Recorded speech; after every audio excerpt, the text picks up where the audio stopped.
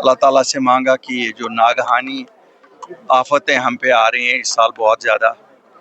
ہمیں اس سے نجات دے دیں، جموں کشمیر کے امن و امان کے لیے، لوگوں کی حفاظتی کے لیے اور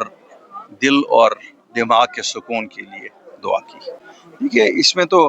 زیادہ کچھ یہ نہیں کہا جا سکتا، سب سے پریورٹی پہ فروٹ کو کوریڈور بنا کر تاکہ وہ جلدی سے وہاں پہنچے۔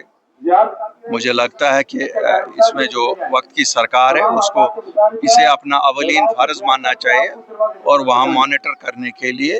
ہائیسٹ اتھارٹیز ہونی چاہیے، تاکہ جو وہ کہتے ہیں کہ ہم نے بنایا ہے کوریڈور، کیا اس کوریڈور پہ فروٹ ٹرکس کو جانے بھی دیا جاتا ہے یا روکے جاتا ہے، وہ دیکھنا پڑے گا۔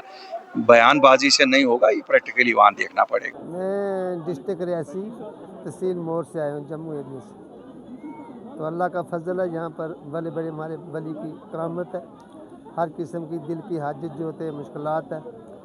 وہ یہاں پر پوری ہوتی ہے، خاص کر زیادہ تر بیمار جو ہیں وہ شفایت ہوتے ہیں۔ علم سے بالکل ہی دور تھے، پتہ ہی نہیں تھا کیا ہے، یہاں سے جب آنا جانا ہوا تھوڑا دل میں شوق بھی پڑی، اللہ کا فضل ہوا، یہاں پر بیعت بھی ہوئے، پیر مرشد بھی پکڑا، نانگا بار جو لڑکا ہمارا آقا باجی صاحب، سید زامن صاحب، اس سے بیعت بھی حاصل کیا، اللہ کا فضل ہے۔